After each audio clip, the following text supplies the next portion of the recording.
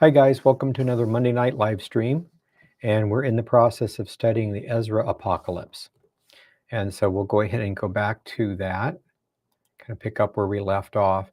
Just to look at our stuff here, we looked at chapters 1 and 2 here, which are just the general outline of Israel being bad, being ousted out of their land, coming back, and then eventually the kingdom coming. Just a real brief outline. And then from chapters 3 to 15, I believe, are the main pieces or the main piece of the text. Sometimes you'll find the manuscript with just the big middle piece without the first two and last two chapters. Usually you find the whole thing though. So we've been going through this, and we went into chapters 3 and 4 talking about the sin nature in general in Israel. And then in that's chapter 3, Abraham, the sin nature, Babylon, and then questions about Israel and Babylon. So the main thing, we see this in here about 3 or 4 times kind of in a row. Why does it have to be this way? And the answer, of course, is because God wanted it that way. He has a plan. But in the process of doing that, each time we get a glimpse into prophecy. So we went through chapter 4 last time, and we had the 3 challenges, and then we were asked or told the riddle of time. And the riddle of time was, he simply asked, has the time from creation to right now, and of course this is Ezra, so this would be about 450 BC, more or less, in that particular Jubilee period, is that time longer or shorter than the time from that time, his time, 450 BC, to the resurrection? And the answer is the time that is past is longer. So we can get an idea of it can be all the way out to a certain point, but it can't be further out than that. Of course, then he asks the question, am I going to live to see this? And the angel says, I can't tell you anything about your life. So a little interesting thing here.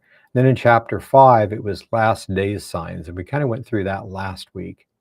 And we got just this first 2 done. So we'll start up here and finish this and then go into the first part of chapter 6, because I think they fit together really well. So let me do that, get it up here so we can all see this. Okay, so let me back up here just to see. And it's same kind of stuff. It's like, well, why was I born? Why did we do this?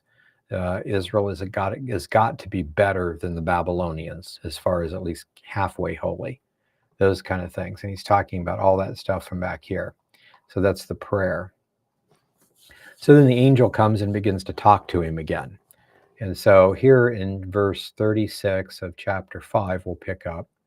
And it says, and he said to me, give me the number of those who are not yet come.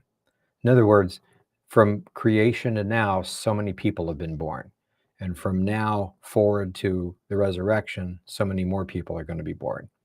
So the question, why don't you just tell me how many people that is the question. Or can you tell me the number of drops of water there are, like in an ocean, things like that. Can you make the flowers that are wilted bloom for me? Can you fix things? And of course, in a sense, you see the flowers wilt in the heat, and then in the next day with the dew, they kind of come back. So can you make that process work?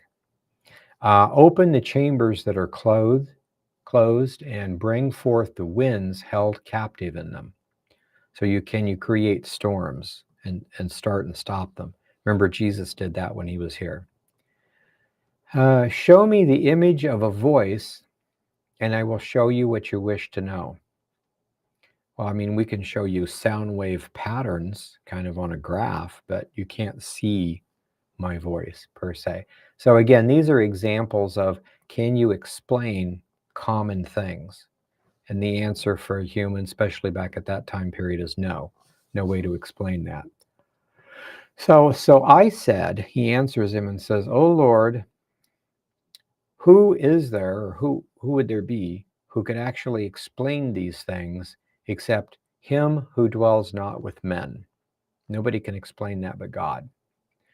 I am not wise, so how can I speak concerning these things? And I don't think it's so much important that we memorize the words here, but the concepts are repeated. Can you explain to me some simple things like 1, 2, and 3? No. Then be nice. Stop demanding to know or demanding God do something. There is a plan. So same kind of stuff again. He says, I'm not wise, so how can I speak concerning these things?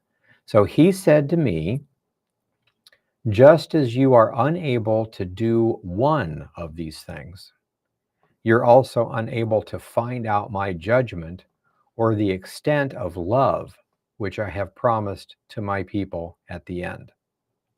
And I'm sure he's going to say, doesn't look like it. You know, if you love us, get us out of here. But again, there's a plan. And this fits so well for us because we go through things in life and it's like, why do I have to go through this? Because there's a plan. And we'll see that over and over again, even in the New Testament things like the Testament of the Lord, the Didache, other things like that. They make it very clear. And you see this in scriptures too. The concept is if you consider the trials that you go through to be part of a plan, I mean, if it's really important, then you kind of relax and accept it better. Why do I have to go to the hospital and go through this? Well, if you wind up witnessing to someone and they wind up getting saved, and you may never know if that happens or not, wouldn't it be worth having to go to the hospital? It's like, yes, we all agree, yes, but I really don't want to do that. So he said to me, just as you're unable to do one of these things, you're unable to find out my judgment or the extent of the love that I've promised to my people at the end. So I said, my Lord, behold, you have made the promise to those who are in the end. So in other words, that's coming to people much later. Right now, these people are living and dying and they're not seeing your promises. What will they do who were before us, or we ourselves, or those who follow us? So there's a certain people in time that are going to get the love of God and the blessings, like in the millennium. But the people before, during, and after my time, we don't get to see it. We have to endure this stuff. If you think about it, the same logical argument is like people born in the millennial reign don't have to go through half of the stuff that you and I go through right now. A totally different world. And he's arguing that's kind of not fair. Well, fair or not, there's a plan. He said to me, compare my judgment to the motion of the sun. Again, just trying to get him to think. Just as there is no slackness to its setting, there is no swiftness to its rising. And I think he's beginning to say the same thing. My plan is in motion. I'm not going to speed it up or slow it down. The rapture and the second coming are going to occur when they're supposed to occur. The dates are set in stone. I may not tell you what it is, but they're set in stone. There's a plan. So stop murmuring, so to speak, or complaining. Also notice this whole idea, the setting of the sun, there's no swiftness or in its rising or slackness to its setting. Peter said the same thing about the Lord is not slack concerning his promise, but willing that everyone come to repentance. So there's a time and a plan.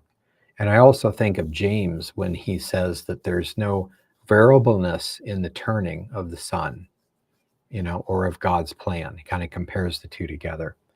So it's interesting. You see those kind of things from this. So I said, could you have not made those things, or those rather, who have been and who are and who will be all at once, so you could show your judgment sooner? Well, I suppose, yes, he could have, but he didn't. Again, he's still coming from this concept, and it's nice to know that there's a prophet of God that has problems or goes through times of depression and questioning God and things like that. Makes us feel better when we read it.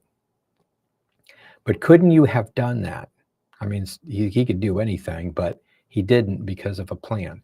So it says, he answered me saying, creation cannot be faster than its creator. Neither can the world hold all of them at once. Think about it. Right now, we're at almost 8 billion people, and we're definitely not overpopulated at the moment. But if you think about every generation doubling, for instance, if that was to happen, no wars, no famines, no diseases, 8 billion, 16 billion, 32 billion, 64 billion, 128 billion, 256 billion, 512 billion, and then a trillion. Somewhere along the line, that's way too many people. But if you think about the number of people that have been in every generation in 6,000 years, almost 6,000 years, that's way larger than the rest of it. So no, there's no way that everyone could have been born at once and done something and then accepted the Lord or not. Can't do it all at once, not on a planet this small, so to speak. So he goes on and says, I said, if the world cannot contain all those to be born at once, how can they all be resurrected at once? Ooh, that's a good question. Not sure about the answer to that one. He said to me, ask the womb of a woman, if you're going to bear 10 children, why don't you do it all in once instead of one after the other? Because that's not how it works. I said, or it's a question, can this happen? Go ask somebody if you don't know the answer to this. And I said, it cannot, my Lord. Each must be born in its own time. Everything in its season. Sounds like Ecclesiastes. He said to me, this is the way I have made the earth, for each one to be born in his time. So again, the Lord probably could have done it however he wanted to do it. The same question that people should ask. The Lord could have simply created everything, or he could have spanned it over tens or 20s or millions of years or whatever, but he chose to do it in exactly 6 days and take one 24-hour day as rest. Why? Why wasn't it a month? Why wasn't it a day? Why wasn't it a split second? Because there's a pattern and something we learn from it. The ages is what we're supposed to get and understand from the Sabbath ritual. We'll come back to that. That's just the way he's made everything. It says, for just as the child does not bring forth things that belong to the aged, so also I have ordered the world that I have created. New people start up and have to grow and make decisions. I've often wondered, I've thought about this.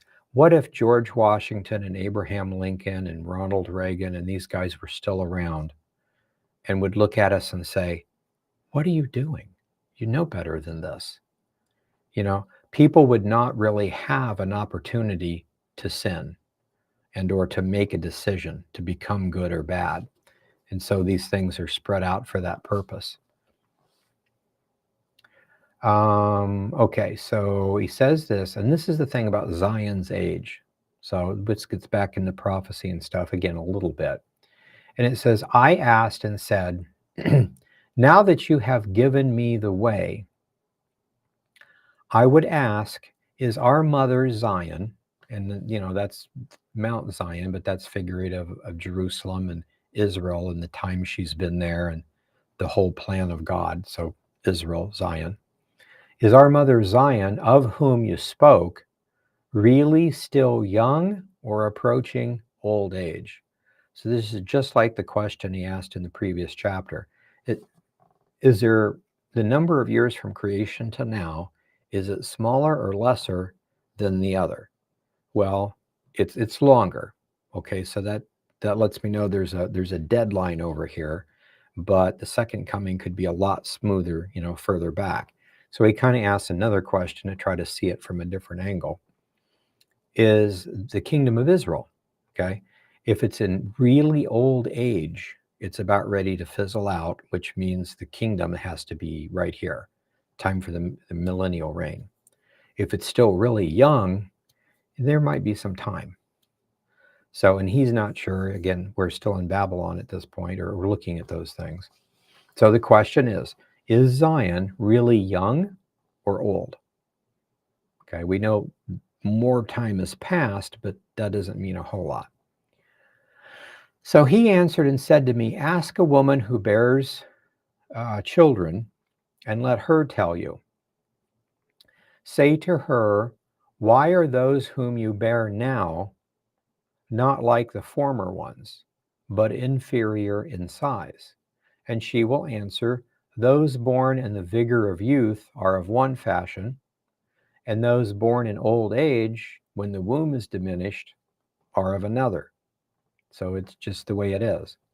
Consider what is before you. You are lesser in stature than those who came before you. And of course, if you know the stuff about the pre-flood world and all the other things, you can see it degrading. Just look at the lifespans. If the pre-flood world, they lived to about 900. Immediately after the flood, the best you could possibly get is like 410, 420, around 400. So the lifespans were cut in half. But then 400 years, not 400 years, 4 generations later, around 4 or 5 generations later, something happened. And the lifespans were instantly cut in half again. And you can see this by just looking at Genesis chapter 5 and chapter 10 and 11 and looking at those numbers. So now the best you could possibly do is 200, 210, something like that. But then Abraham lived to be 175 and Isaac is like about 160. The 12 kids of Jacob and all the way down to like Moses and those people, maybe 120 would be maximum. A lot of them are 100, 110. Joseph was 110. It goes on down. Now Psalms talks about 70 years is at the average age, and if by strength you might be able to get to 80. It's kind of an average thing. Now the Essenes were able to bump it back up to 120 with herbal medicine. So that's something we need to focus on. But generally speaking, just sometimes medicine can help you get better. But 900, 400, 200, 175, 165, 140, 120, 110, and then under 100. So you can see a diminishment. And there's lots of other ways to measure this too. But yeah, we're less than we were back then. Okay, those who come after you will be inferior to you because creation has begun to grow old and no longer has the vigor of youth. So this is kind of another way of answering these questions. Are we really in old age? Well, think 900, 400. Yeah, what do you think? And this gets to some interesting things as we go down in a couple of other chapters. There are some aging prophecies that go along with this. 100 to 120 can still be achieved probably consistently if you use the right herbs and follow the pattern given in the scrolls. But the average lifespan is around 85 now, I think, in the United States, better in other places. There's actually, I think, 5 places around the globe that the population still lives to be close to 120. Not a whole lot of difference. But they don't eat processed foods and certain herbs and certain things. So totally different subject, but you can see the point. But there is a prophecy that certain things, at least for certain groups somewhere, one of the signs is going to be a diminishment of age. It happens again. Another cutting in half, so to speak, or not quite, but close.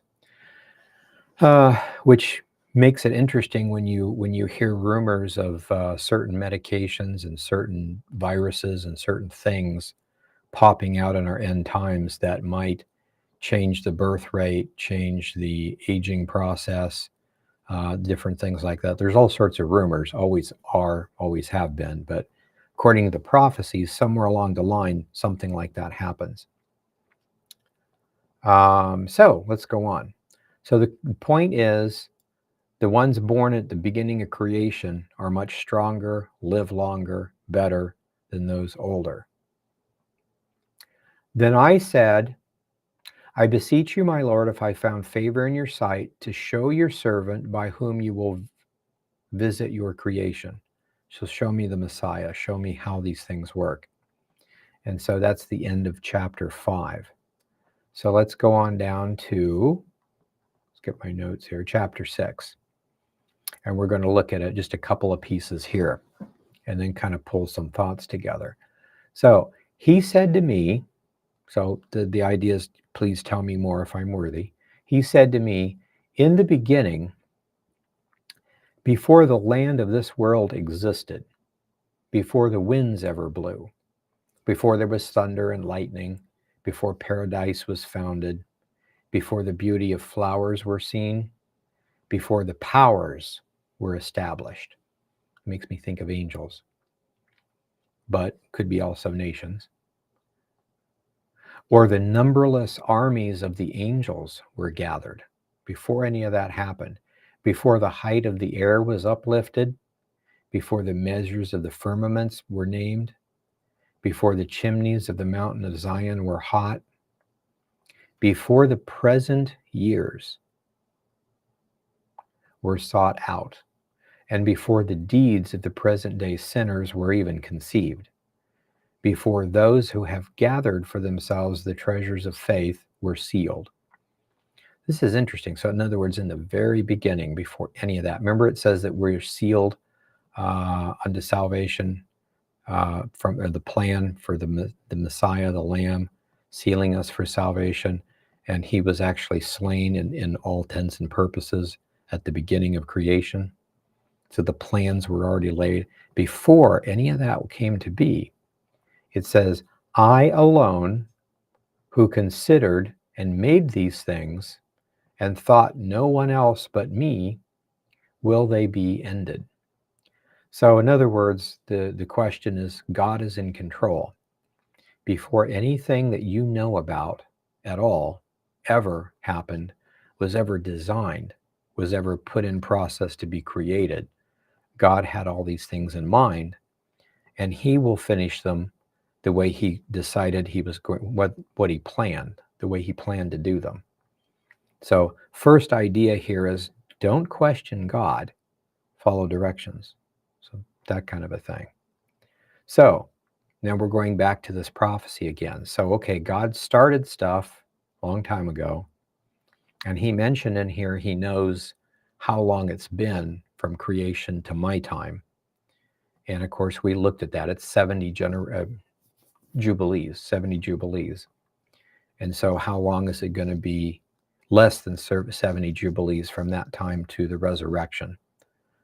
So we can definitely look at that. Zion is in its old age, obviously. And then we come back to this. So now this one is very important here. Basically saying Abraham is the key to the dividing of the ages. So before we get into this, let me just explain the calendar again. So the Essenes, keepers of the Dead Sea Scrolls, taught that God created and had a plan for creation of 7,000 years. So he created everything the way he created everything. And then there were supposed to be 6,000 years of man's history, and then a millennial reign, a 1,000-year reign of the Messiah on earth. And he's doing this for a reason. He has a plan to do stuff. And it's not super important we understand what or why, but that he has a plan. But this is the whole concept. And we measure the years by the spring equinoxes. Now, no matter how you do it, if you're off a day or two, 1 year, you always count the spring equinoxes. It's basically fine. So from creation forward to the year 6,000 should be man's history. Then we should have a millennial reign. Well, the 6,000 years of man's history is divided into 3 ages. They're 2,000 years apiece. The first age was called the age of chaos or the age of creation. The second age is called the age of Torah, and it goes from the time of Abraham to the time of the first coming of the Messiah, as referenced in Dead Sea Scroll 11Q13. The last age of mankind is called the age of grace, and that was to be from the first coming of the Messiah to the creation of a millennial reign, which is only 1,000 years. So 3.5 ages. So that's basically what they taught. Each age is divided into 4 onas, or 500 years apiece. Sometimes they'll just count the onas rather than the ages. So there's 14 total of those. So when 12 are over, we should have a millennial reign, more or less. So the question is, can we get our dates right? And if we would have kept the original calendar, the answer would be, oh, absolutely. But things have gotten so garbled. But anyway, each ona is a 500-year period that's made up of 10 jubilees. A jubilee is a 50-year period. Some people get confused and think it's a 49-year period. And that really comes from the Book of Jubilees out of the Ethiopic canon. The dates got garbled. And you can tell this very easily because they start counting the timeline from creation up to a certain point, and they're consistently off, and they get to be off 300 years from the Genesis chronology, which is fine. You could say Genesis is wrong, or they're counting Jubilees as 48 or 45 years or whatever to fit the pattern. That would be one thing. But when you get to be off 300 years, you noticed in the text, it turns around and starts going back the other way. And you get back to the time of the death of Jacob, and it's within 1 year of the Genesis chronology. So no matter which set is right or wrong, it tells you that somebody had a chronology, they noticed it got off, so they did something else to put it back, and then kind of balanced it out somehow. So there's been a lot of corrections in that. Basically, anyway, the concept is the 50-year period. And the 50-year period is made up, each one is made up of 7 Shemitas, or 7 7-year periods. That's 49 years, and then there's a 50th Jubilee year in that particular thing. And then there's just years in the Shemitas, 1 to 7. Now, at the end of every Shemitah, the 7th year, there's a special thing that happens, and sometimes prophecies occur at that point. At the end of the 50-year period, the Jubilee period, there's a Jubilee year in which a lot of prophecy happens. And that's why we have a Dead Sea Scroll calendar. We're trying to compare the ages and figure those things out. So when we're told Abraham is the key to dividing the ages, what we're going to see is when Abraham was actually called of God the first time, not going down into Canaan yet or anything, but actually called of God, and they made a covenant together. He was 52 years old. And when you go back and you add up the years and you look at it from multiple sources, any source you want, when Abraham was 52 years, it was exactly the year 2000. So the end of the age of creation was over, and the age of Torah began. And so this is what he's talking about. Now, at this point, the age of Torah is not over yet.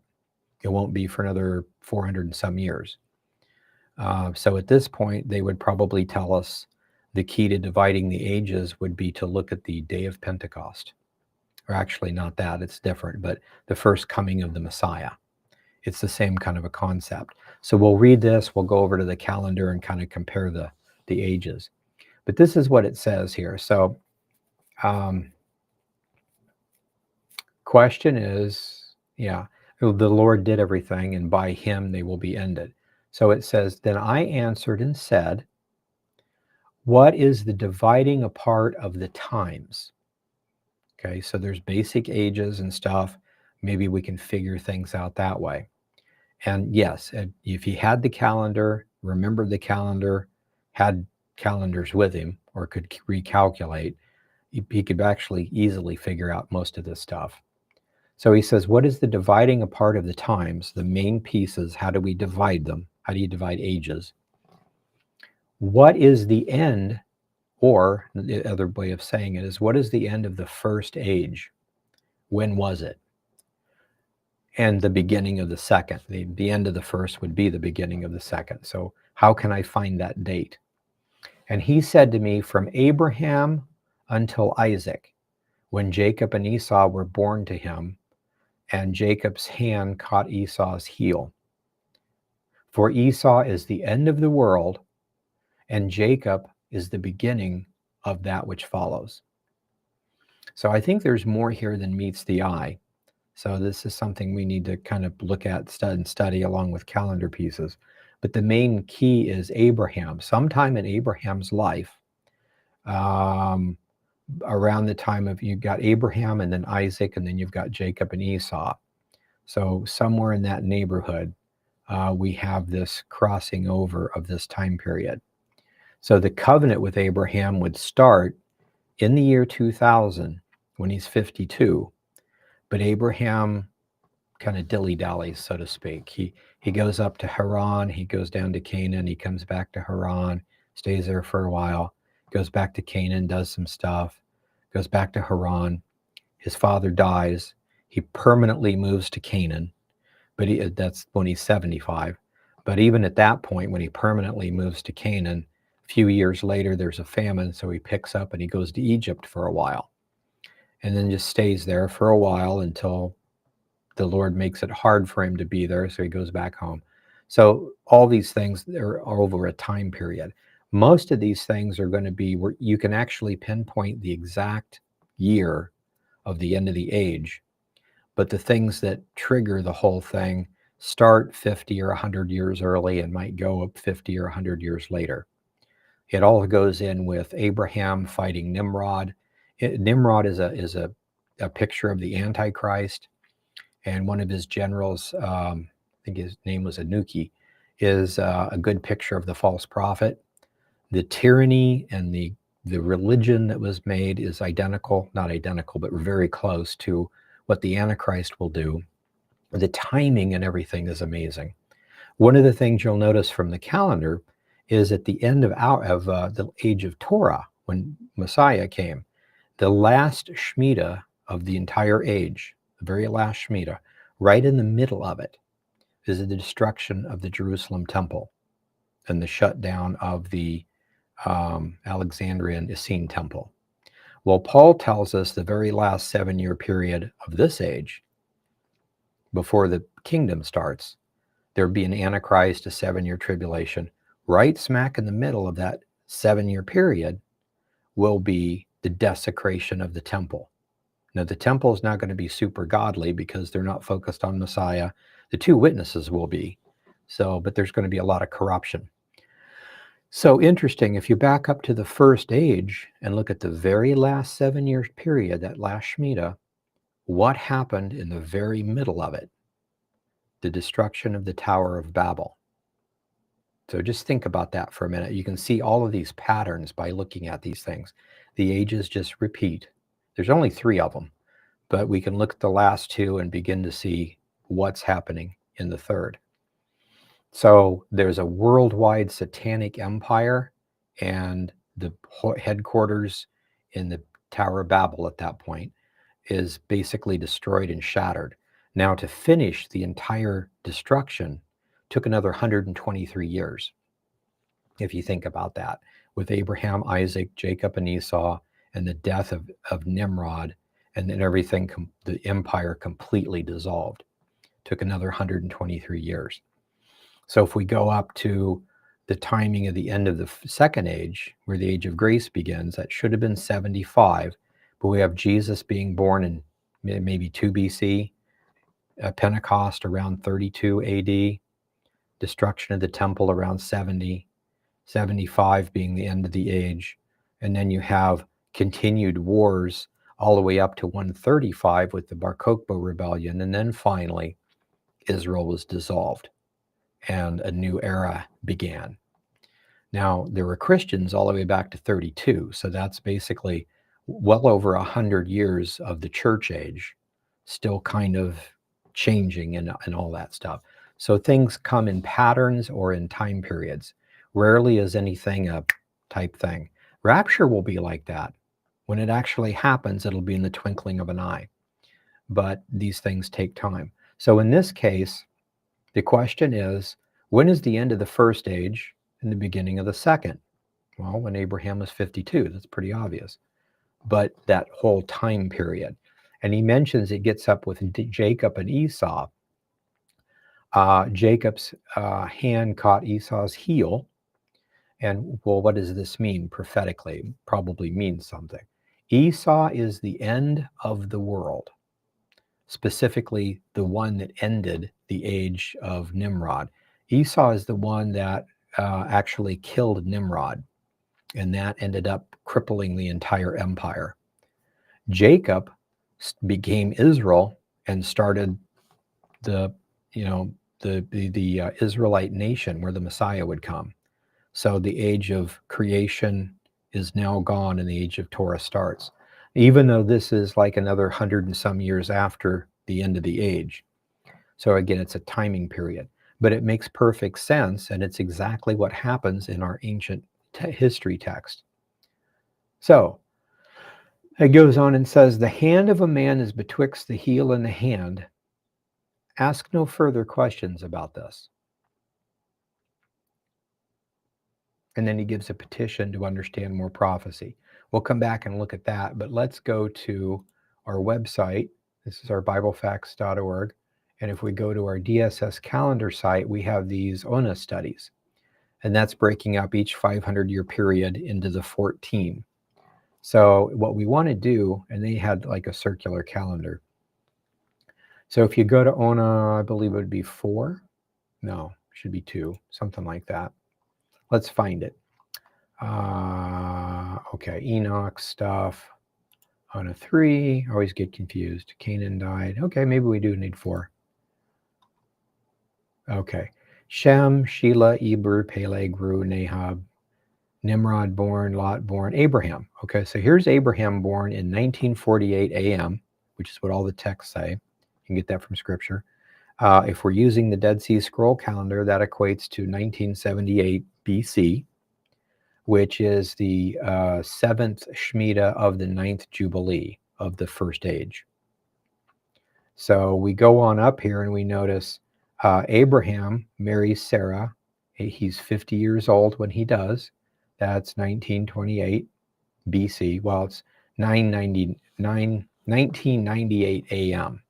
So as you can see, when he turns 52, just 2 years after he marries Sarah, it's the year 2000, which is the Jubilee year of the end of the first age, of the 10th Jubilee of that age. Now, what's interesting about that is we need to pay attention to these things. According to their calendar, the last age is the one we're in now, the age of grace. And when that's over, we should have a millennial reign. So these things are in process. The last 50-year period, which is the Jubilee period, according to their calendar, begins in 2026, in March, the spring equinox. So right now it's 2025. We're almost up to March. For March of 25 to March of 26 is the Jubilee year for this particular period. And I think it's interesting, in the Jubilee years, things get reset, usually for nations and things like that. And Trump is in office and everything is being changed. It looks like the Ukraine war is going to end. There's just a lot of things.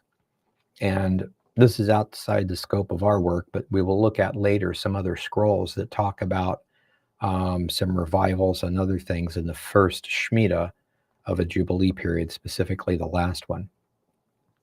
So in the next 7 years, we're going to have some amazing things. And then things begin, it possibly goes back and forth, but eventually we have the last Jubilee and with the last Shemitah, the tribulation period and those things. But I just wanted you to see that. So in the year 2000 AM, he would have been 52. That's the end of the age of creation. So very, very important. So again, if you back up 7 years prior to that, you should have the destruction of the Tower of Babel. And here you have it here in 1996 AM, which is the year 1930 BC. But for prophecy purposes, we don't care about the BC dates unless you're just trying to see where it fits on our calendar. But really interesting, isn't it? So that's the fourth one. When you get up to the eighth, that's the time of Christ coming. It's the end of the age of Torah. And you have the year 4000 is identically the exact year of the Council of Yavne, which ended the age. And if you back up before that, you've got the Jerusalem temple destroyed in 70 AD and the Essene temple destroyed. So again, in the middle of that last Shemitah. Very, very interesting. So if we go up to the last one, which would be 12, we should be able to see possibly the last Shemitah with the Antichrist and that kind of stuff. The only thing we have in here, the Age of Grace ends at the end of that, but we have Israel's return, and this is a good example. We can see this. Starts with the Balfour Declaration. We have World War II. World War I would be there anyway, but Israel's return in 48, taking the Temple Mount in 67, the Golan Heights annexed, which is a prophecy. That was 1982. The Sanhedrin was reestablished in 2004. Gaza was forsaken in 2005. And the first time that happened was in the 56. There's another prophecy totally unrelated to these things that pinpoints something happening in 2026. But we'll get there. Anyway, but the Gaza War, that's the last time I edited this. That first Gaza War, or one of them, was in 21, and we don't have anything past that. But again, 2025, March, which is next month, begins the 9th Jubilee period, 9th Jubilee year. After that, we have one more 50-year Jubilee period with 7 Shemitahs in a Jubilee year. And in here, you're going to see all sorts of prophecies fulfilled and miracles and a lot of other things as we get closer to the kingdom. So really interesting to look at this. And again, the calendar may be off, but we need to keep looking at it, plugging away at those ideas. So then he petitions for more prophecy. We'll go ahead and finish this here. And then we get to the aging prophecy. We'll do that one next week. He says, "And I answered then and said, O my Lord, if I have found favor in your sight, show your servant the rest of the signs which you started showing me last night." Now that's chapter 5 that we went through. He gives an outline of a handful of signs, most of which we know very well from like Matthew 24. There's a few extra ones in there that are interesting. So he wants to know more. Can we have some more signs?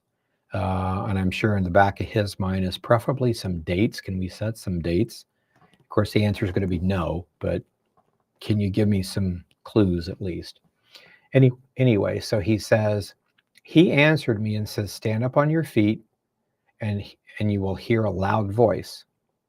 There will be a great shaking, but the place that you stand will not be moved. So you're going to see a quake, but you're perfectly fine. It says, when you hear the voice, don't be afraid, because it concerns the end. It's a vision that you're seeing. So you're not going to die. Nobody's going to die right now. You're seeing a vision of the future. So don't be afraid. Concerns the vision of the end. The foundations of the earth will understand. The speech is concerning them, the foundation of the earth. Okay. And they will tremble and quake, for they desperately wish to change the outcome. So the Bible says all of creation groans for the correction in the genetic scope of things, for the new creation. Verse 17 says, when I heard it, I stood on my feet, and behold, I heard a voice of one speaking, and his voice was like the sound of many waters, or like of a trumpet, you know. The voice said, behold, the days to come, when I begin to draw nigh to visit those who dwell on the earth. Notice this is when I begin to draw. So again, we're not talking about the rapture, the exact date of the second coming. Those are like major pieces. but when the process begins, and we all know there's at least a rapture and a 7-year tribulation period and then a second coming. So it's a series of events or a timeline. When things begin to, when he begins to move to get all this ready. So we could call it the birth pangs. The birth pangs, of course, start with Israel's return, which was 1948, approximately 80 years ago. So we're 80 years into this movement, which begins the very last pieces of things. Says, behold, the days to come when I begin to draw nigh to visit those who dwell on the earth, when I am about to judge the unjust and the unrighteous, and when the affliction of Zion will be fulfilled. Remember, Jesus said that Zion will be maintained by Gentiles until the time of the Gentiles is over. That's what we're talking about here. It's not yet, but we're getting really close to it. When this world is about to be sealed, which is about to pass away, these signs will I do. So not the tribulation, not the rapture, before that, 5, 10, 50 years, whatever, but in the time before that, I'm going to do certain things and I'm going to give you a list of signs, he says. The books will be opened before the firmament and everyone will see all together. It will become very clear. So then he goes into the other prophecies that we want to take a little bit of time and look at next week. But anyway, so this is a good outline. So far in here, again, we've had, as far as prophecies, we've had an overview that there is a time period of 6,000 years. It ends, and then there's a millennial reign. Somewhere along the line, there is a Messiah that comes and fixes everything, gives us salvation. That's the sin nature and those things. And then the prophecy of the times, we get basically the time left until the Messianic kingdom from his standpoint. And that's really easy if you're just counting Jubilees. It was 70 from creation to his. And so it's less than 70 from his time to the resurrection of believers. So could be 5 minutes, but it's definitely less than 70 generations. So then the 70th generation, of course, would be up in the next generation or the next Jubilee cycle. So sometime after this next year, those kind of things happen. Now, that doesn't mean that the tribulation couldn't start now. Tribulation is going to take 7 years. So the whole thing being over has got to be at least another year out. So we're finally in the time period. If you looked at this properly, you could say like the very first day that the tribulation period could have begun would have been about 7 years ago. And the very last time it could possibly would be the end of that Jubilee period. Somewhere in there is when it occurs. And then the rapture. We haven't got into that yet, but yeah, Abraham is the key to the ages, how you divide the ages. And so we'll get into this aging prophecy, the rapture, and the return of those raptured, a very interesting prophecy. And then the commission or the order basically to concentrate on prophecy, not the past. We study the past to see the mistakes, like the life of King David, the mistakes that are made so that we can not make those mistakes, to learn what's right and wrong and to get practical wisdom and experience. But we don't want to dwell on the past. We need to focus on the prophecy. Because if we've made mistakes in the past, that's fine. We don't want to continue making the same mistakes in the future. It could be very dangerous for us to do so. So, and then we get into several other things. We get to chapter 9. There's another chapter there about more signs about the end times. And then when we get into chapter 11 and 12, those are the 2 chapters about the 3-headed eagle. And I believe those to be the key to understanding the fall of the Roman Empire and the starting up of the 10 nations. So everybody's like, well, it should have happened by now. No, not exactly. It hasn't completely fizzled out for the 10 nations to form. There may or may not be a gap between the two, but there's some specific things that we need to look for. And then there's thing about the Messiah, the sacred books, we'll talk about those, and then more things about the last days. And then it concludes. So it'll be an interesting study, I think. At this point, we'll stop and we'll go into the chat room, see if there's any questions.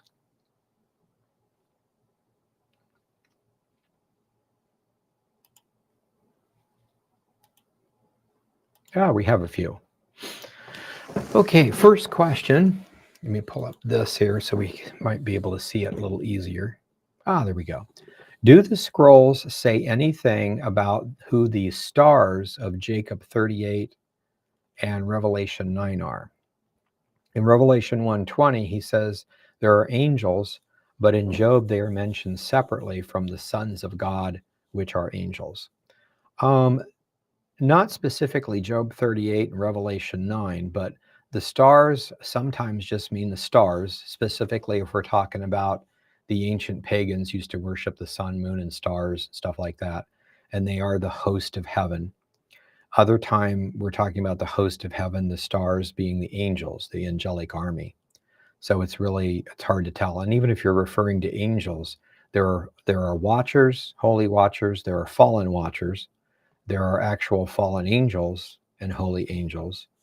And then there are cherubim and seraphim and ophanim and just several different types of angels or spiritual beings.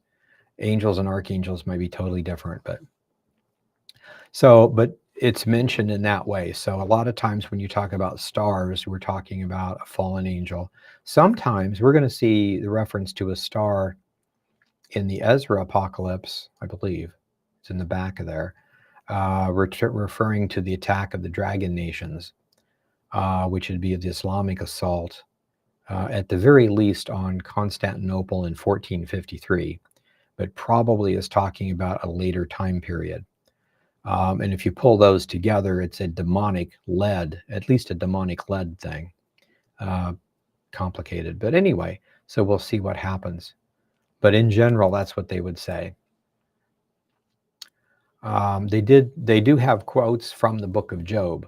So again, half of everything is in the scrolls, but it's good to know that. Patrick asks, question for the Jews, pattern is prophecy.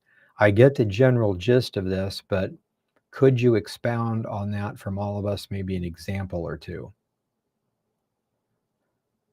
Okay. As far as like witnessing to Jews, the main things I would point out with is what I do, and you can go back into the 2024 prophecy study we did on YouTube. It starts off with timeline prophecies.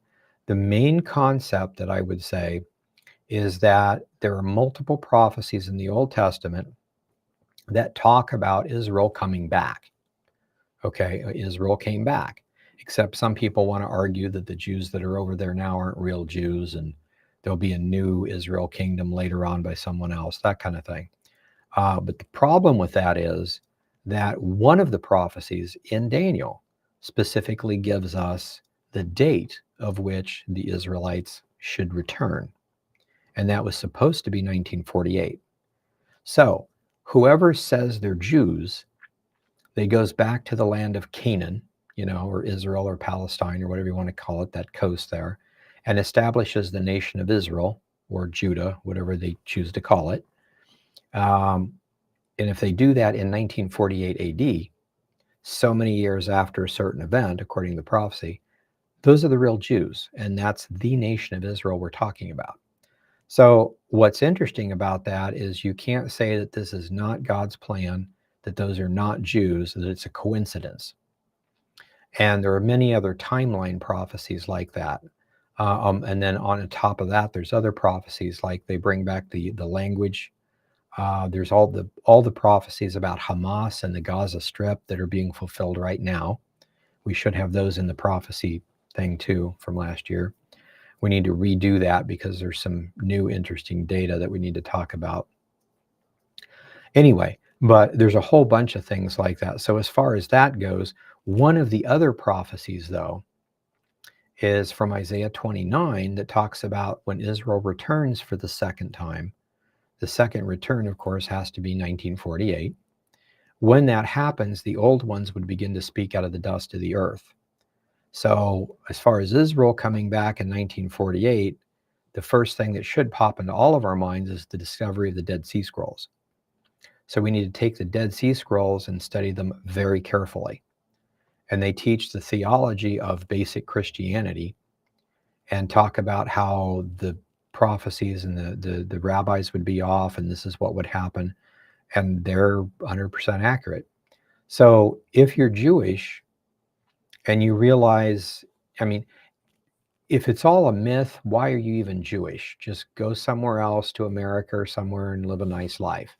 But if it's real, if there was a Moses and a Joshua, go check out Joshua's altar, all these things that are over there.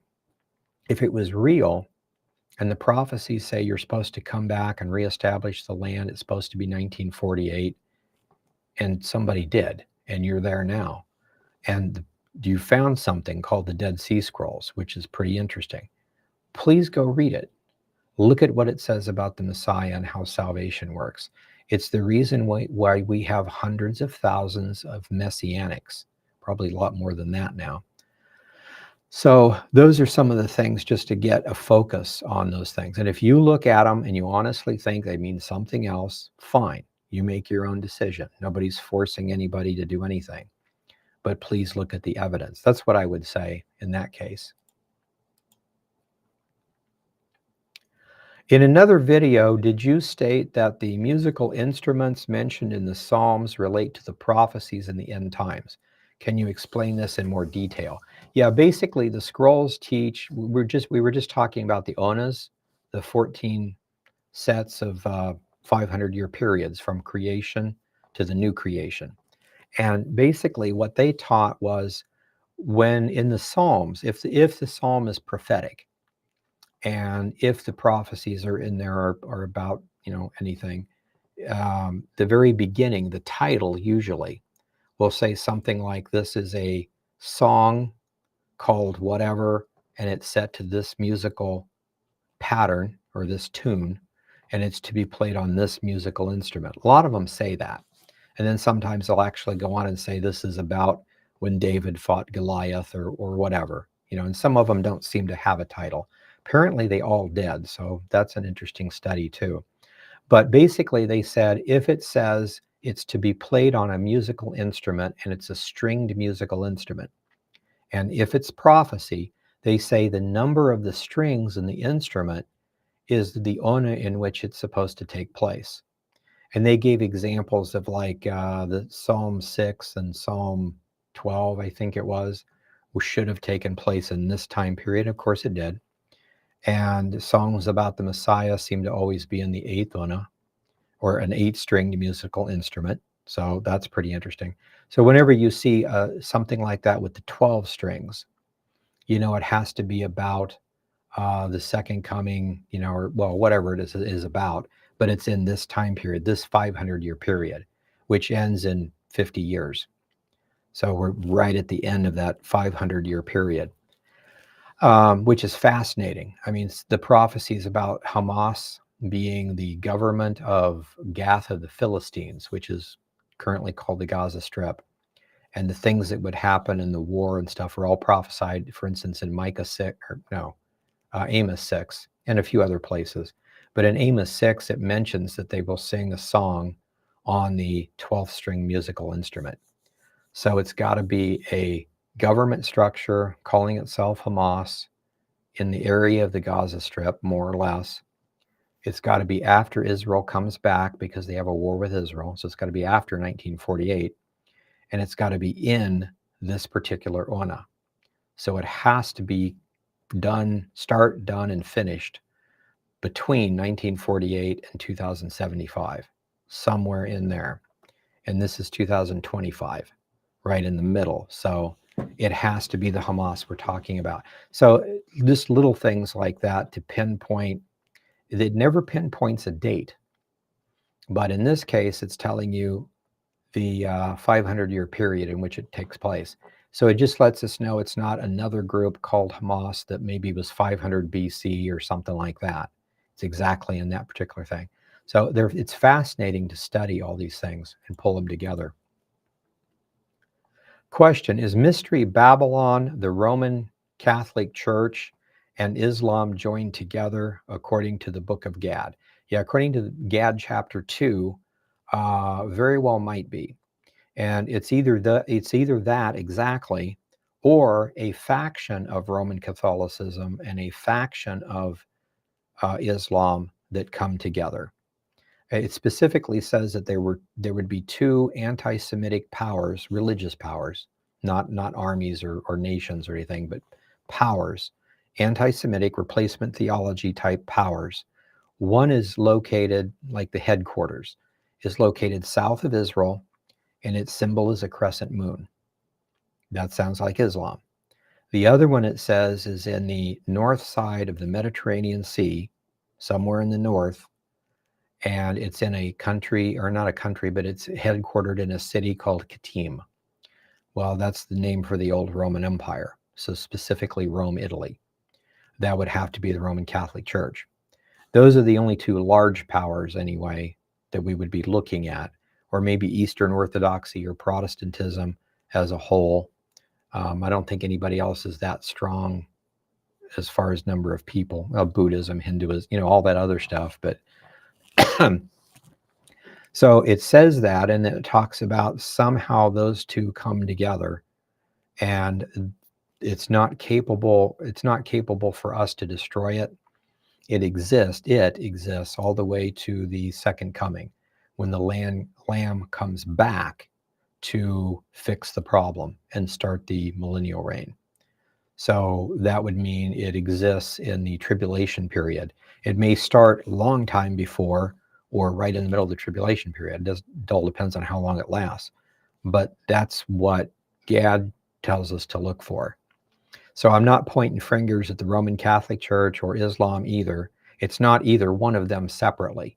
It's either the two of them coming together or factions from the two coming together. And that's Gad chapter 2. Actually, chapters 1 and 2 are really specific in that. I think we have some Gad videos on YouTube, but I want to, under light of the current circumstances, I want to redo all of those. So we will get to them this year, hopefully. Where is it written that the Jews believe prophecy is a pattern? I don't know that it'd be in the Talmud for sure, somewhere. I've had many Jewish friends tell me that kind of thing. And I think it's kind of along the same lines as what we're talking today. It doesn't have to be completely started or finished on a certain date. The date is the end of the age, and the series of events will start way before that and maybe have to go after that. The last two ages were like that. And we can see patterns in that sense. Like we talked about Nimrod and Anuki and the Tower of Babel. And then we talked about, not in detail, but the same kind of a pattern with the heresy of the Pharisees and the Sadducees in the temple at the 70 AD. And then we know Paul talks about the tribulation period, 7-year period, that is right up to the second coming part. Right in the middle of that, the Antichrist desecrates the temple. So you can see these patterns. And that's just one example. There's a lot of examples of, especially when you look in Shemitahs and Jubilees, instead of looking at the Gregorian calendar or even the modern Jewish calendar, you don't see those patterns at all, because you don't notice the sets of 7, the Jubilee year, the sets of 7, the Jubilee year, and can look and see what's in the middle of both of them. Especially when you get people teaching it's 50 years, it's 49. Some people teach that the 50-year patterns have nothing to do with the 7-year patterns. They just run independently. So when you get stuff like that and you go by Gregorian, Julian, or whatever, there's no way you can see a pattern. It's just garbled just enough that there's no consistency. But their calendar is pretty interesting. There's one of the texts that actually says that they had a book called the Book of Time Divisions. And in there, it listed everything that Israel would do, the good and the bad Jubilee periods, in Jubilees and Shemitahs from the beginning to the end. So it was supposed to be a book of prophecy. So they mention it in a couple of places. I don't even have a piece of it, I don't think. But I mean, everything is done in Jubilees and Shemitahs as far as their history books. But it's really interesting to have that kind of stuff. Let's see here. It seems that this is claimed only because it provides them a reason to duck prophecy pointing to Christ. Well, they will do that though a lot of times. Uh, try to get around Christ. So anything can be used that way. And that's one reason why we need to know the truth. And even if you didn't believe what the scrolls teach, we should know a little bit about what they teach, and know that when someone begins to twist a certain thing, we know where they're getting it from, where it's coming from, and we kind of know where we're going. Help us in debating and stuff like that. But yeah, I mean, the prophecies of the Messiah, Daniel chapter 9, it's so clear that the ancient rabbis forbid people to read Daniel chapter 9 because the Messiah comes. It's not that he comes if you do good, but there are prophecies like that. This one is Messiah is going to come, like it or not. It's going to be on this date, period. And it all takes place and it's done before a prince, Roman prince, comes and destroys the temple, which we all know is 69 or 70 AD, give or take a year, depending what calendar you're using. But so the Messiah had to have come. God can't change his mind or lie. And it wasn't based on if we do something. It was something God had planned. It was before 70 AD. The dates come out, depending on how you calculate it, somewhere around 30 AD. I say it comes out to exactly 32, but give or take a year again. But the Messiah had to come. And so I would just keep hitting back at those things. You can't call God a liar. And it's very, very specific. And then, of course, if you want to throw in the Dead Sea Scrolls, game over. It's just way too specific. Other scrolls mention the exact date, the fact that Messiah is God incarnate, that he's going to come and die for our sins. The Melchizedek scroll, 11Q13, amazing thing for prophecy. Now they'll tell you that, well, we don't know who Melchizedek was. We don't really know what this God coming, he's actually God. Maybe it means he's godly. You know, you can always use an excuse. But the point is, it's not one scripture in one scroll. It's all over the place. So absolutely fantastic. I think when this war is over and they start digging, we're going to find more scrolls. There's some really specific reasons I think that. And if that's true, we're going to find scrolls much more complete and a much bigger collection than what we have now. And it's going to be game over. I mean, it's when they finally say really clearly, this is what we believe, this is what we've been taught from their ancient fathers, it's going to change everything. So very interesting. Is Ezra speaking to the angel of the Lord? We'd have to go back and look at it. In the beginning, it was an angel called Uriel that came to tell him things. I think it's the same angel. So he's just having this conversation with this angel, much like Daniel did. I think Daniel mainly talked to Gabriel, but it could have been other angels also. It is interesting. Sometimes we have the angel of the Lord and we're talking about a Christophany.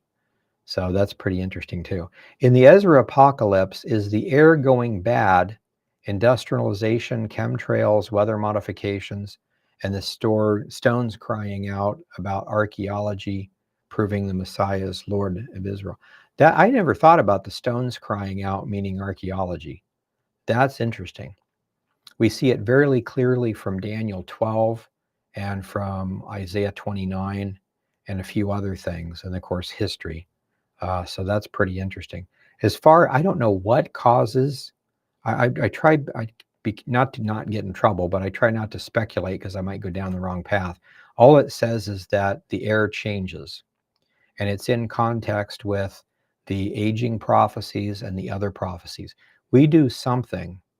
It's because of the wickedness of mankind. So we do something, and it messes up either the air, the food, the water, medicine, something, or all the above. Something's messed up, and it causes the aging to mess up, the reproduction to mess up. It causes a type of unnatural forgetfulness, which I think we've already got. I think that's the dementia and Alzheimer's. And then it causes an unnatural obesity, according to prophecy.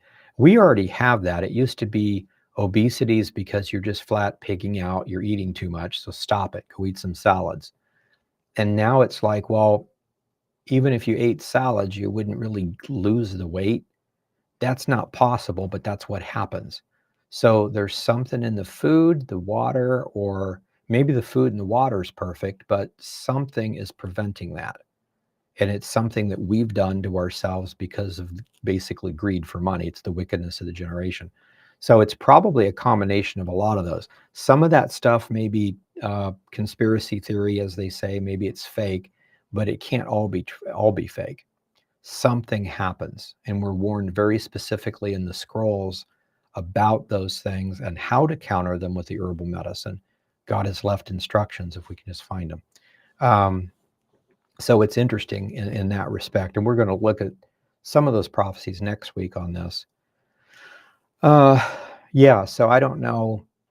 It's interesting. I was telling my son today, I was going through some quotes in the Talmud about, I'm not sure how I got there. It was doing a rabbit trail, but it was, New Age stuff, Nimrod, religious stuff, occult stuff is what I was looking for. But there was this comment, I think it was from Rashi, and it was mentioned in the Talmud, but it was talking about how Nimrod built the Tower of Babel. He considered himself a god and, all this stuff. And it actually said that the people, and this was really weird, the people considered themselves scientific or great scientists. And they begin to understand the forces of nature, like weather patterns and that kind of stuff. And they begin to be able to control things. And I'm thinking like, well, yeah, if you put up a dam, you can make sure it doesn't flood. You can, do all this stuff. But it actually said they got to the point in their science that they were able to manipulate the weather. And that made me think of all the stuff that we talk about, weather manipulation. As far as I know low ELF emissions, the low frequency, can cause earthquakes, but I don't think you could use it as a weapon because it's so random. It just messes everything up. Now, maybe somebody has found a way to focus it. Should be able to, I guess. But anyway, it sounds plausible. It doesn't sound like something that would be really complicated. But the fact that this thing said they did that back in the day, and it went on to say after they started doing these things, they got the idea that everything's just material. We can manipulate everything.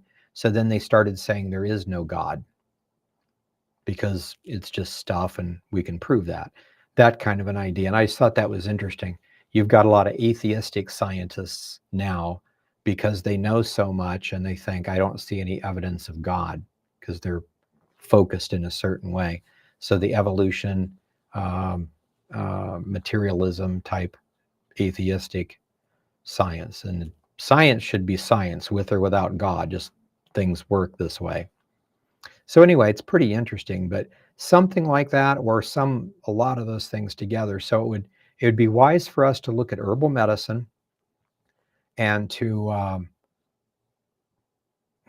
well, the easiest way I can say this now and make sure I don't get in trouble on YouTube or Facebook or anything, hop on Telegram or something and follow RFK's channel. And he basically tells you all this stuff and even more. So hopefully we can get this stuff fixed. It could be as simple as getting rid. I know some of my allergies were caused by certain things, like maybe food additives or whatever. I won't tell you what, but I found some herbs that have completely knocked it out. So for all intents and purposes, I don't have allergies anymore, which for me, if you've known me as growing up, that's like night and day. So things are getting really interesting, I think. What are your thoughts on the fulfillment of Daniel's 70 weeks from the Suleiman, the plague on the Temple Mount? A decree, okay, to rebuild Jerusalem's moats or walls in 1537, Suleiman the Magnificent, yeah. Using the Dead Sea Scroll count, this equals 2025 or 2026. Interesting. I don't think they actually fit together because as far as the decree to rebuild Jerusalem, unless you're trying to say it's a double fulfillment prophecy, because that prophecy specifically got us to the Messiah being cut off at the end of the 69th set, which was 32 AD. 1537 this can be calculated a different way.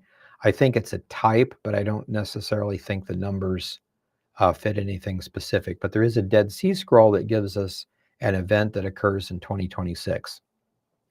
So maybe, some things are double fulfillment. I'd have to look at that again. Aren't we living in fascinating times? Could chapter 6 be any kind of indication that there was nothing, no civilization before Adam? Yeah, it could. The thing with the pre-Adamic creation idea is there is a handful of verses that could be translated two different ways. So, like, in the beginning, God created the heavens and the earth, and they were void. Well, if they were, it's because he's beginning to create them and there's nothing there yet. Well, the word was could be translated became. So if it's became void, something was there and it blew up and now it's void. So the thing is, there's a handful of verses like that. It could be translated either or.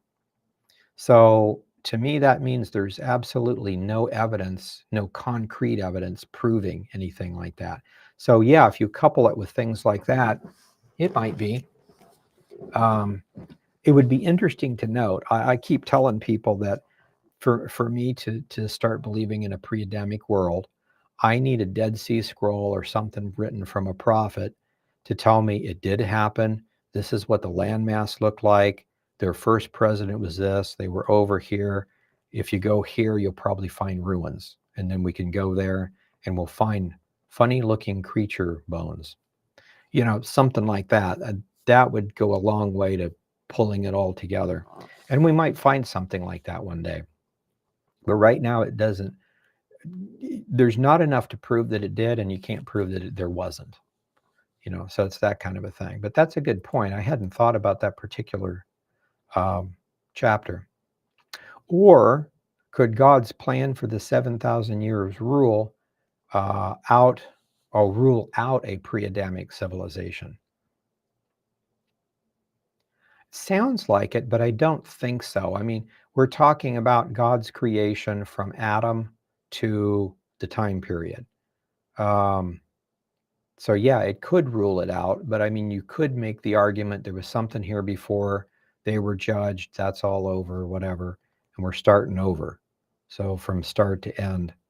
But then you have the problem of sin, unless you're talking about the sin nature destroying things in this time around. So again, there's a lot of things that it kind of could fit together. I personally don't believe in a pre-Adamic creation because I don't see concrete evidence. I don't need a lot. I just need something, but those are good points though. Became a member, level Seraphs. Thank you. Thanks for coming aboard, supporting our channel. And it'll be interesting to see all the different things and the membership posts and all that. We also have something changed here. So, okay. That's the one I was supposed to have. So we have our donation button there for Give, Send, Go, things like that. And we also have our network. I'm going to redo this. These buttons have been messed up somehow. Okay, anyway. Oh, yes. Good thing I clicked on that one. We do have a second channel. Most of you already know that. And you just go down to the bottom and look at it if you're interested. What we're doing on the second channel is just putting up the text. So like, for instance, we're not going to do this, but if we had, say, the King James Bible from Genesis to Revelation, so that you could, no commentary, just listen to the text, we want to do that kind of stuff with the scrolls and the church fathers. So right now we have Gad, Barnabas. What else do we do? We're working on Enoch right now. And then we had one other one that's up. Oh, 3 Corinthians, I think. Anyway, so we've got those things. We're going to continue doing those. We'll probably eventually put up most of the old manuscripts, good translations of them. And so it'll be good. I think a lot of people will like just being able to listen to them just like they do. There's enough people that have done the King James Bible, so I'll just leave that alone. One of the other things we're going to do in the near future is study the Hebrew manuscripts of the New Testament. In process of doing that, though, we're also going to, we have our own translation, so we will put that up on the second channel also and kind of see where it goes. So anyway, that's our second channel. So let me go back to this one. And let's see here. Super chat, $5. Thank you very much. You told me Paul Smith loved your books. He and Chuck were great men. Could Catholicism be a hybrid synchronization of Christianity and paganism? Yeah, probably. Yeah, Paul, I never met Chuck, but Paul was a good friend, fantastic. He loved the Lord with all his heart. Haven't seen him in a while. He passed on. So, well, they're both passed on now. So they're both together now, praising the Lord. So that's cool. And yeah, we used to have him down at our church for our PAL conferences. We have conferences, pastors and leaders is what it is, but anybody's welcome to come. We usually have those in the August time frame. So we're getting ready to have, let's see, in June, I believe, we should have a conference at a Calvary Chapel in Emporia. We do that every year too. It's a small one. So that's going on. And then in October, there's another Prophecy Watchers conference coming up. So we'll be going to that too. So it's really nice to go to these places and work with people. I love hanging out in Calvary Chapels. Okay, super chat, $50. Thank you very much. Thank you again for all these amazing teachings. Well, thank you. Glad you guys are here. Gail became a member, level Archangel. Great. Welcome aboard. Thank you for supporting us and being interested in the text and those things. Was Paul referring to the birth order of Mount Zion in 1 Corinthians 15, 20 through 28? I don't know. I'd have to look that up and see, but it's a possibility. Interesting. Let me see if I can do that real quick. See here. And let's see, it was 1 Corinthians 15. Okay, verse 20. Just see what we've got here. Oh, yeah, very well could be. The whole idea of being in order. Yeah, that's interesting. The Jewish concept, what I was told in seminary about this verse, the Jewish concept is that they think Jews will be resurrected first, and then out of the Jews, those that are actually buried in Israel will be resurrected first. So everybody in their order. And I don't know if that's true or not. I would just assume believers, and I can wait to the last one, especially when it happens in the twinkling of an eye. But that, now that I think about it, that does sound more like a later on Talmudic type of myth or something, but he's definitely talking about something like that. So that does kind of go together. The more of those things you see, you kind of wonder if maybe Paul isn't thinking about the Ezra Apocalypse or whatever scroll there is going forward with it. But that's pretty cool. I'll have to look at that again. Thank you for sharing that. What was the religion of Nimrod? Well, he was a tyrant. He wanted to be worshipped. The basic concept is he created gods out of the 12 signs of the zodiac. Each one of those is worshipped each month. The concept was linked with the Nephilim, the idea that the Nephilim were the gods of this world, and they were trying to create us or make us into gods, and we need to follow that path.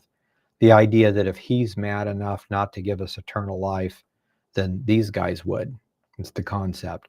So it was based on Nephilim teaching, Nephilim technology, Nephilim religious ideas, and then the zodiac concept.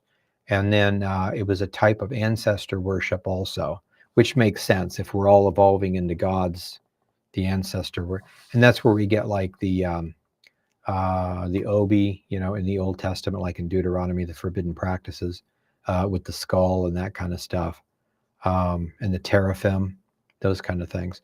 But they also had a type of astrology, but it didn't involve horoscopes. It wasn't connected on look at the star patterns and see what happens to me today. The idea was you look at the star patterns to find out the exact date you could communicate with your ancestors. So, for instance, if I was to say it's New Year's or the spring equinox, I could figure that out by just looking at the sun. But if it's kind of a secret date based on when they died on certain star patterns, like Saturn or something like that, then there would be this code kind of to figure out. Anyway, that was part of the religion also. So, and there's a few other details that you can get a lot of information about it from Josephus, Antiquities of the Jews. There's like several chapters on that kind of stuff. There's several chapters in the book of Jasher about that. And then there's some other things from the church fathers. That takes a lot of research, but very interesting. And I think we need to look at that. Nimrod is a type of the Antichrist, and so is Antiochus Epiphanes and these guys. So if we can get historical records and look at what they did, doesn't matter what, just compare like those two, for instance. What did they do similarly? And then look at what the Antichrist is supposed to do, and basic Judaism, Pharisee, Sadducee type stuff, and see if you can see a pattern. And then what the scrolls say and everything. Be really interesting. We need to do that. The time periods, like on the calendar, it's amazing. Right in the middle of the last Jubilee of each, or the last Shemitah of each Jubilee period of each age, same basic idea was here. So it'll be really interesting. But that's a basis of that kind of thing.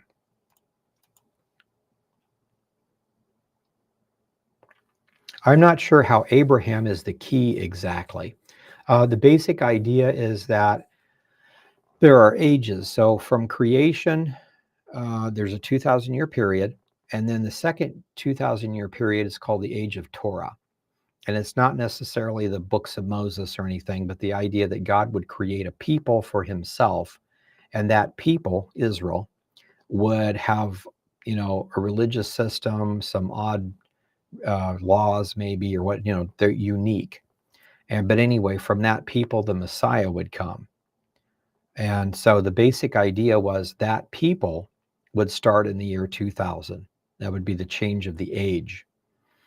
And so we tend to look at Israel starting under Moses, but they are actually a nation under Jacob.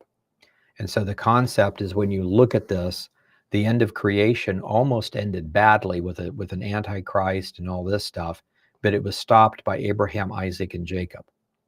And the whole thing started when Abraham was 52, which is exactly the year 2000 from creation. So he's asking, how do I set dates on this? Not events, but just the calendar. Well, that's easy. If you know what today is, you can just go up and see when the next thing is. But if the age ended at the year 2000, and that's when Abraham was here, Isaac and Jacob and the nation of Israel started, and then it goes and ends with its end is the beginning of the age of grace, which is what Paul even talks about. The age of grace comes when Messiah is here. So the Messiah should be right at the end of that 2,000-year period. The age of grace goes for assumably exactly 2,000 years, at the end of which we have a tribulation, an antichrist, or a series of events. Who knows how long they'll take, but the exact date can be fixed. So at this point, when he's talking about how do you determine the dates, has more time went before than after, he's just trying to basically pull a calendar together. So, and I think like we said in here, we go back one to here. Okay, anyway, so like this is 2025 is starting this. So the first day of the year 5950. This is the Jubilee year for that last period. Will be March 19th of 2025. So basically, can I go back, just looking at the years, can I go back and find creation and these kind of things? And that's the whole key of what he's talking about. So basically, what they're saying is that the Dead Sea Scroll calendar is the key to understanding prophecy. And the really big pieces are age of creation, age of Torah, age of grace, and a millennial reign. So the next question is like, how do I know when each one of those start? Well, they're 2,000 years apart. Yeah, I know. But I mean, like, when did the last one start? Was it when I was born, 5 years old? And it's like, okay, Abraham is the key to that one. So it's fascinating to look at these things. It's like, at first, you're not sure what you're reading, and then they finally begin to come together. Question: if Mary was cousin to Elizabeth, and Elizabeth was of the daughters of Aaron, would we conclude that Mary was a daughter of Aaron as well? Not necessarily. It depends on who married who. There's a little bit of that out there. See, in other words, if you have a Judahite, a descendant of David, and he takes a girl and marries her, it doesn't matter which tribe she's from, she becomes part of the Jewish tribe. So that the sons are Jews now, not whatever ethnic group the mom was. Or you could even marry a Gentile, and she could convert to Judaism, and the kids are not considered Gentiles but Jews.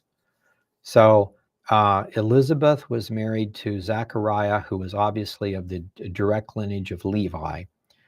Mary was married to Joseph, who was a direct lineage of Judah. So Mary and Elizabeth were cousins, so they're from the same family line. Which line, don't know for sure, but they married independent ones. So they could be a lot of that stuff, but there's no way to tell exactly. But there are some Dead Sea Scrolls that talk about the Messiah being descended from both Judah and Levi. So if you look at those, that would indicate that Mary and Elizabeth both came from a Levitical line. Again, it wouldn't make much difference because Mary married Joseph, so that the kids should be of that line. However, it's a virgin birth, so how does that work? So it's definitely part of the two. It's fascinating to look at those things, especially when you're thinking of witnessing. Jacob and Esau. Is the scarlet band around the hand a shadow of the blood? Very well could be. I never thought about it. The same with Zerah and the other brother had the scarlet thread around the hand. I don't know. That's very well could be. In symbolic form, it might be. We'd have to look a little closer at the two and see. Jacob was a man of the tents, it says, and that's a Hebrew idiom for someone who loves to study the scrolls and tries to be godly. Esau was not a man of the tents. He was a man of the field, meaning a man of the field is also an idiom. It means the man of the field means you're a good hunter, good provider, practical kind of guy. You could be a man of the field and a man of the tents, but he was not a man of the tents. Matter of fact, there's texts that talk about his attitude toward God. His attitude and Cain's attitude was very much the same. They didn't deny God. They saw evidence of him. They just had the attitude of like, here's a being that says he's God. He demands worship. I don't know if I want to do that. I know he could squish me. He's definitely way above me, but I don't think he is who he says he is. This, skeptical kind of stuff, kind of anti-God. It's weird for me to think you could be anti-God while standing there looking at God, because we don't get to see much. But pretty interesting. Good question. Why do you and most others use the word rapture instead of first resurrection, or is there a difference? Thanks. The rapture is the specific word that we use to talk about those that remain that are still alive, that are changed. In other words, we never die, unless you want to call the rapture a type of death. It's a changing. And the first resurrection is those people that have already died that literally change and resurrect. So it's basically the same thing. And both of them happen together in the twinkling of an eye. But it's just to differentiate the two, those that died that are resurrected and those that never died but are changed. So I will actually see that next week in the Ezra Apocalypse. It's a really interesting description of the rapture and how that works. But it's really easy to see from Daniel 12 and 2 Thessalonians 2 and 1 Thessalonians 4 and 5 and a few other places. But yeah, that's the difference, but they're happening together at the same time. So in practicality, they're the same. At least this next time will be the same. It appears the Hebrew calendar is 10 days off from the Essene calendar. Can you enlighten me? Yeah, the modern Jewish calendar goes by a lunar cycle. So they start their month with a new moon, which means about every 3 years, they have to have a leap month, an entire month added to their calendar. So it gets way off really quick. The Dead Sea Scroll calendar is targeted to start on the spring equinox, which this year will be, it's always the Tuesday. The equinox is the on the calendar, the Tuesday closest to the actual equinox. But as it gets off, you can't have exactly, a calendar has to have full days. So there's always something left over. So after so much of a time, you have to have a leap something. So they have a leap month. The Dead Sea Scroll calendar has a leap week. The Gregorian calendar, for instance, has a leap day once every 4 years. So it's a little bit different. So our calendar is more accurate to that equinox, but our weeks get off. You know, like the 1st of January, you never know what day of the week that is. When you do the 364-day calendar with a leap week, everything is always the same. The New Year's is always on a Wednesday. Passover is always on a Tuesday. You know, it's always the same. But that's the difference, is a leap month or a leap week. And there's no lunar calculations that are used in the Essene calendar. So it'll get off, as far as like from the festivals and the equinoxes, they'll get off 3 or 4 days, but then they'll, within a year or two, get right back in target again. But the modern Jewish calendar will be off as much as 2 weeks and then flip back a month. So it's quite a bit different. Any thoughts on the illness of the Pope? One thought I had this morning, I was watching it. He got bronchitis. It got worse. He went in the hospital. Then they said they tested him and he's got bronchitis and hard to breathe and everything because, or it started because of the beginnings of kidney failure. Now, I mean, depending on what it is and what caused it, they might be able to fix it. But at his age, though, it's somewhat unlikely. So that doesn't necessarily mean a death sentence immediately, but it looks like he might be on his way out. To me, again, it's interesting. Next month begins the Jubilee year, when Gentile things are put back to the way they should be. And we've already got Trump in the United States putting things back here, and that's beginning to affect the rest of the world. This is going to be interesting. And at the same time, it would be weird to think the Pope dies within a week of the Jubilee year starting. And then we have to have a new Pope that'll do something else. Just interesting thought. I don't know if he will or not, but it is interesting to look at those kind of things. I think we definitely should pray for him, for his salvation. What do you think is the significance? What do you think the significance is? Oh, for the capture or death of the Biblos family and prophecy, and the request to preserve them, perhaps from the tribe of Yehuda. Just curious. I don't know that it has a particular meaning directly, but the fact all of this happened because of the Hamas attack a year or so back, the current war that's going on. And that is directly talked about in Bible prophecy. Amos chapter 6, Obadiah, Zephaniah, and a few other places. So it's like when the prophecy says the city will be captured and half the people will go into captivity, half will be killed. It's somebody that's in that time period that gets killed. So it's an unfortunate thing, but it's part of the prophecy. Is not saying it was a good thing or God wanted it. It's just that's what happens when this begins. And I think one of the things we can do is to be very careful and believe the prophecies specifically. I always, and I'm not, it's kind of a joke, but I'm really serious.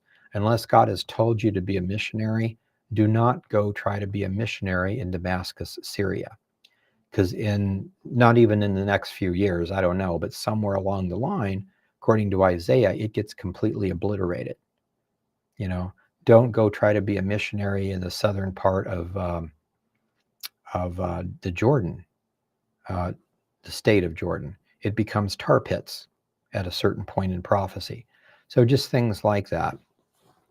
Anyway, do you think the men who wrote the New Testament were talking about their age ending when they were talking about being in the last days?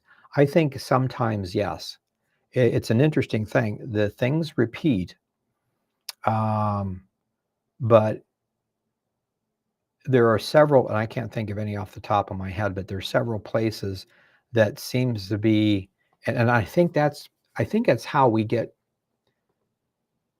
the looking at prophecy gets confused between a futurist and a preterist. You know, the preterists say that almost all these prophecies were fulfilled in 70 AD. And the futurist says, no, no, they're all about the Antichrist, the end times. And the possibility, first off, you know, you think like, well, maybe it's dual fulfillment, maybe it's both or some of both. And when you think of the idea of the ages, some are definitely both dual fulfillment prophecy, but other things that they're definitely looking at those things. Like, for instance, when John came and said he was in prison, and he sent someone to Jesus and said, "Are you he who is to come, or should we look for another?" And everybody says, after everything he went through, how is he doubting that Jesus is Messiah? Well, he's not doubting because the Pharisees taught there'd be two Messiahs. The Essenes, which he's one of, always taught there'd be one Messiah. But he's just wanting to double check. Like I've said before, if Jesus was to appear right here in front of me and, you know, we'd have dinner or something, I would be like, hey, I'm pre-trib rapture. Is there a could I lose my salvation? I mean, I don't think so, but okay. So what about the gifts? I mean, when were they supposed to end? Okay, thank you. I would just be double checking everything. Plus the fact that he's in prison, he's not sure what all's going on. So the same kind of thing, I think, talking about anytime when you get the age, or a lot of times in King James it's translated end of the world. And you know it's not the end of the world because, like right now, we talk about the end times, the end of the world when the Antichrist comes. There's going to be another 1,000 years past the Antichrist. So it's not like the whole planet gets obliterated then. It lasts for another 1,000 years. So it's not really the end of this world, cosmos. You know, it's the end of the age. So yeah, that's another thing to go back through the New Testament. Everything when I keep learning the stuff from the scrolls, I'll go back to the New Testament and things like that will hit me and I'll all of a sudden know exactly what they're talking about. So that is a really good point to think about. Does the grasping of the heel have any correlations to the statue of Daniel's vision? Not that I know of. I never thought about it. I think it's symbolic of the fact that, you know, one is trying to be born and it's symbolic of somebody grabbing it. It's like, you're not going to be firstborn. You're not going to get. Now, the babies wouldn't know that. So you just consider it a supernatural sign that Jacob would inherit, not Esau. But I don't see how it would be directly connected to Daniel's vision. If you think you see a point, though, let me know. If you think you see more than just that, some sort of connection, because that things like that are interesting to look at. Do you think there's any significance to the coming planetary alignment on the 20th? Mars, Jupiter, Saturn, and Mercury on the 1st of March and the coming of the Jubilee year. Not really. They happen every so often. They can be dangerous. The vast majority of them in one spot, plus the moon, it can create gravitational forces on the tides.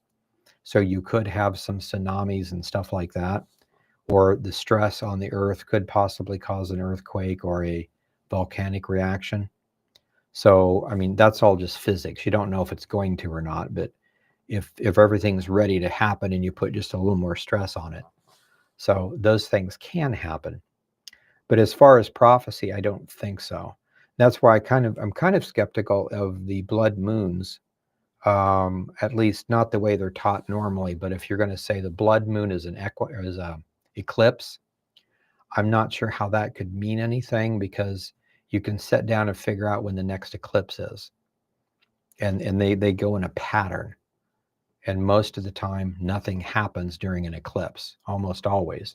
So sometimes it could, but it's something that I wouldn't look to, the first thing I'd look to see about prophecy. So I don't think anything's going to happen there other than possibly a, earthquake, volcano, tidal wave, something like that. Hopefully that does not happen to anyone. Super chat, $10. Thank you very much. Again, appreciate all your being here in the chat room, doing the questions, working with us and everything. Super chat, $49. Thank you very much. Really appreciate it. Gifted 5 memberships, Level Angel. Thank you. Again, really appreciate all that stuff. Weren't they supposed to marry within their own tribe? There are some things about that. They're supposed to marry, and they have to if they're going to keep their inheritance, because that was the thing when it was first set up. Because if you have a family that had nothing but girls, and the girls all inherit, and then the girls all go marry somebody from another tribe, now that land would belong to the other people. So at that point, they would either lose their inheritance because it has to stay in the tribe, or they would be forbidden to marry or something like that. And I think they did different things at different times. I mean, different sub-ages. But yeah, originally they were supposed to do that to keep the inheritance. And our last question, let's see. Please pray for my dad. Cheryl says he had a large skin cancer removed, very deep to the bone. Ooh. On his scalp. He's 95. Well, let's say a prayer for him. Lord, we ask you to heal him of cancer. We ask you, number one, I ask you, not knowing him, to make sure that he's a believer and that he accepts you as Savior, and ask for the family to be comforted during all this. We thank you and we pray in Jesus' name. So, amen. You'll have to let us know what happens with that. So, and again, a lot of the cancers seem to be because of the weird stuff we're putting in our foods, not being anti anything, just want to be pro health. And so it's hard. One of the things we've tried to do is go carnivore, which has actually helped quite a bit. But that's kind of hard to do. Using some of the other herbs and stuff is much easier, because you take your herbs and go eat whatever you want. But anyway, we're trying to get healthier. So we'll be talking about some of the health and the herbs sometime too. So, all right. Well, one more question popped in, so we'll answer that. Can we please say a prayer for my mother, Melissa? Her health is not doing good at all. Okay, definitely. For Melissa. Lord, we lift up Melissa. And again, we just ask that you heal her, not knowing again all the details, but you do. And we pray, number one, if she's not saved, that she becomes saved, and that the family is comforted. And in all this situation, let the entire family in both of these situations help them realize the possible death of a loved one means they really need to think about God and get right with the Lord if they're not already. We just pray that this maybe affects the salvation of other people in the family and the friends. Anyway, we pray for her healing, and your will be done in this situation. And we thank you. We pray in Jesus' name. All right. All right. Well, thank you very much. And I will, where's the button on this? There it goes. Okay. So I will go ahead and see you guys next week. And we'll be doing some little things, telling you in the members' studies and stuff, the things that we're working on. And we're getting to a place where we've got a lot of the little things translated, and we can begin to start studying them. So hopefully, I'm aiming for the new year, which is in 3 weeks, I think. Yeah, spring equinox, March 18th this year, the Jubilee year, to hopefully start looking at a lot of these other scrolls. So anyway, God bless you guys, and we will see you next week.